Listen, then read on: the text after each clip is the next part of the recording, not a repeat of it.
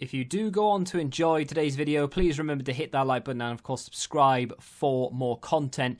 And if you need any coins for Ultimate Team to get a head start on the game, head to the link in the description. Use the code TVM for a discount at checkout. What is going on, guys? TVM here. Welcome back to a brand new video, brand new player review. And if you've seen the Road to Glory recently, you'll know that we packed ourselves a little Virgil van Dijk. Not that he's a little, he's 6'4".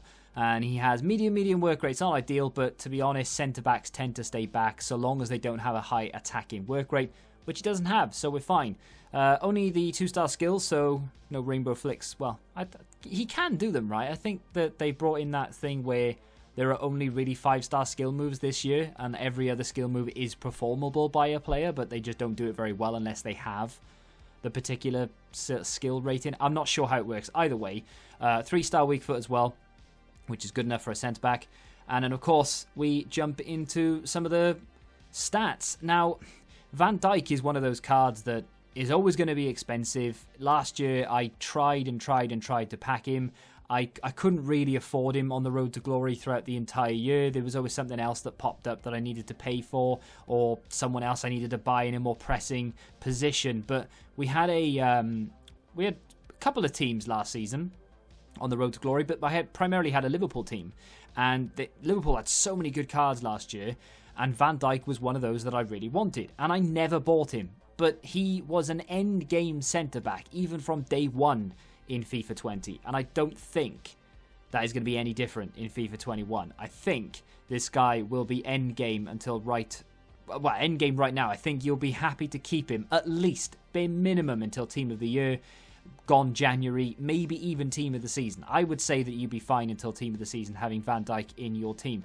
Now, I've said it before in one of yesterday's videos.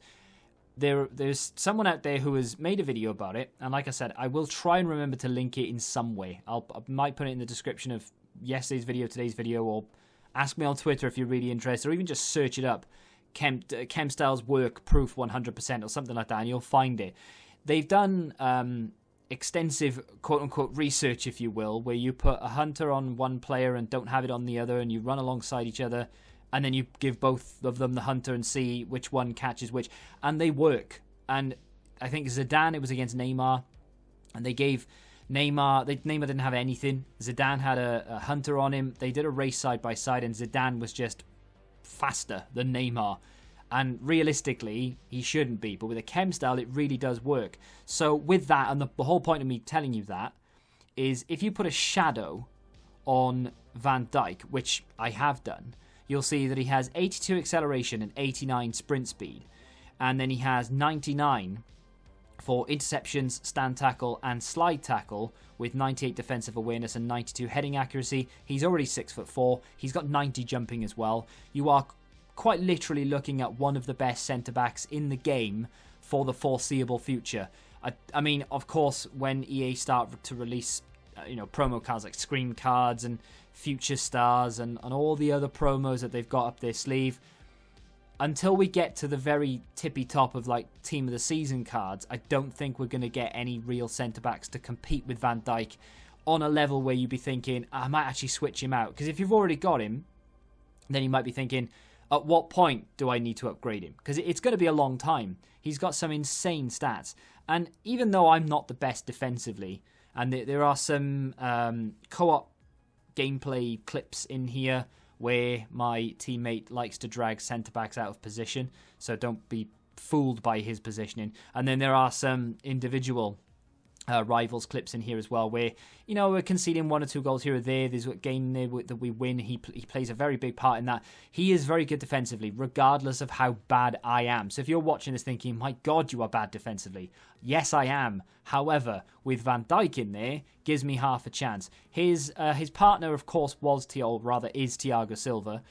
Him with a shadow on, by the way, is I actually, even though I love Van Dijk in this game, I think he's fantastic. I really, really do like Thiago Silva. I wish he had legs. Even if he had 70 pace naturally, and we could give him a chem style to make him 80 pace, I would be very happy then. I used Kyle Walker, review for him on the channel already, if you want to go check that out from yesterday. I've used the Informed Kyle Walker, and he is absolutely sensational. So I'm actually tempted at some point to try and bring in Kyle Walker alongside Van Dijk in that sort of centre-back role, because Van Dijk is just what I've said. End game to the point where I don't think I'm going to change him.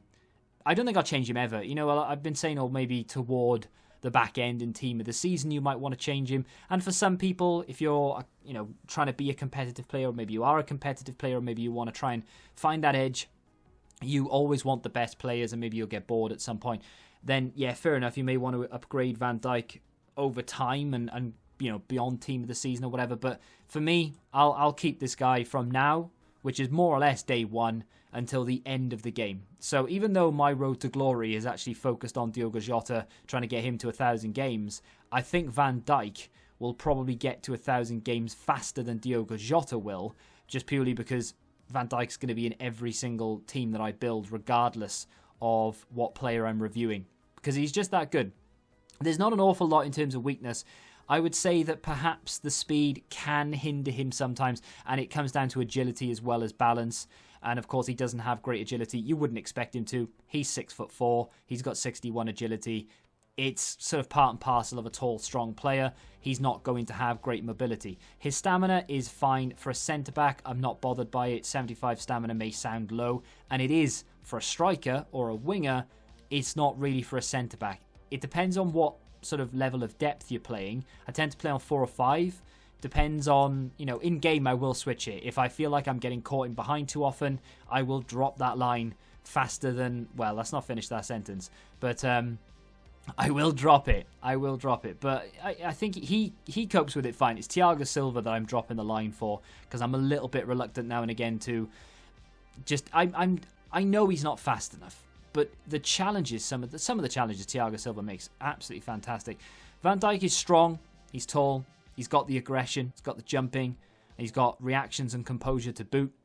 The only real negative about him, besides the agility, is the price. This guy is very expensive, and you wouldn't expect anything less. Right now, you're looking at around 500,000 coins. Is that value for coins? I mean, like I said, it's going to be a player that you can keep in your team till the end of the game if you really want to, or at least until team of the season. We're talking May, which is a long time. I mean, that's a good 7 months. 500,000 coins is going to last you for 7 months. That's not a bad investment. But I know over time he will drop in price. So if you're lucky enough to have packed him untradeable, you're laughing, you've got a centre-back in your team for the rest of the game. If you're not that lucky and you have to go buy him, honestly, I think he is worth it. Value for coins might be a little bit on the lower side, but that's just because we know over time that he will drop and drop and drop, and eventually he'll come down to about 100k, but I think you can get a good 7 or 8 months out of this card. There's nothing really fundamentally wrong with him. He's absolutely fantastic with a shadow. I am a big fan. Hopefully, you are a big fan as well, and hopefully you've enjoyed this review. If you have done, hit the like button, subscribe to the channel if you're new, and until the next time, goodbye. Join the Betting Rebellion and find out what your football knowledge is really worth.